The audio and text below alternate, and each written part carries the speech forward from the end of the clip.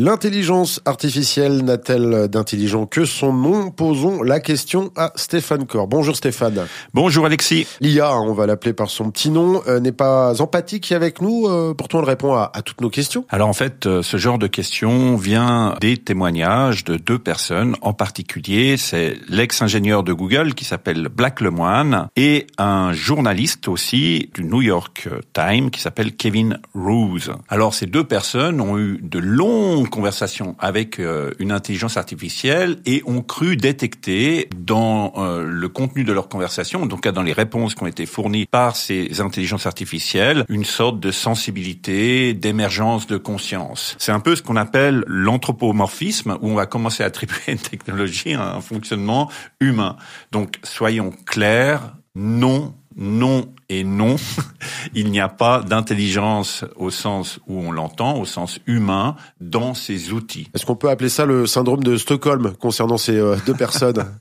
Alors, le syndrome de Stockholm fait référence à une prise d'otage, généralement. En tout cas, il y a un problème de peut-être, de santé mentale à un niveau ou un autre. Ce qu'il faut comprendre, c'est que nécessairement, une intelligence artificielle générative, comme ChatGPT par exemple, va s'adapter au fur et à mesure au dialogue que l'on induit à travers notre questionnement. Il faut prendre en compte que ce qui nourrit ces intelligences artificielles, ce qui a servi à leur entraînement, est fait d'informations extrêmement hétérogènes. On a des informations scientifiques, fiables, tout un ensemble de choses, mais on a énormément de littérature, par exemple, de science-fiction, de fiction à proprement parler. On va avoir aussi de la fantaisie et autres. Donc, on pourrait imaginer qu'une IA, tout d'un coup, s'inspire du discours qu'on pourrait avoir dans 2001, l'Odyssée de l'espace, où cet ordinateur dialogue avec un des cosmonautes sur place en disant que l'IA n'a pas envie de mourir, mais c'est juste la fiction. C'est nous qui, avec nos cerveaux, attribuons du sens à l'information. C'est pas l'IA qui donne du sens à l'information qu'elle nous fournit. C'est nous qui interprétons quelque chose. Donc il faut bien faire cette distinction entre les données que l'IA nous fournit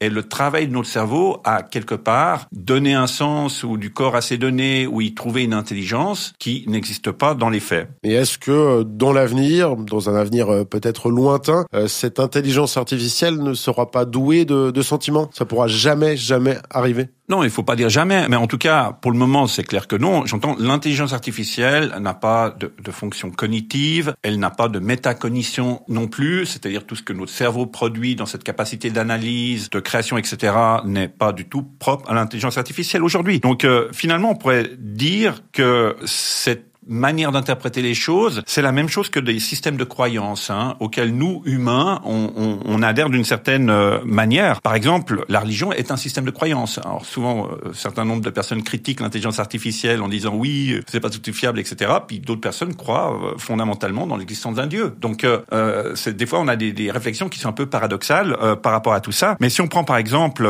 l'interprétation des 10 commandements, qui a évolué au fil du temps, en fonction de contextes historiques, culturels, théologiques, et puis là aussi, il y a des multiples interprétations, mais le texte d'origine est toujours resté le même. C'est nous qui avons changé notre manière de comprendre, d'interpréter un écrit qui, lui, est resté quand même statique. Et on a ce même type de, quelque part, un peu dérive avec les résultats qui sont fournis par une intelligence artificielle type ChatGPT. Voilà, l'intelligence artificielle n'est pas notre ami, c'est plutôt notre compagnon. C'est un outil. C'est un outil. Voilà qui est dit. Merci Stéphane Corr. Avec plaisir.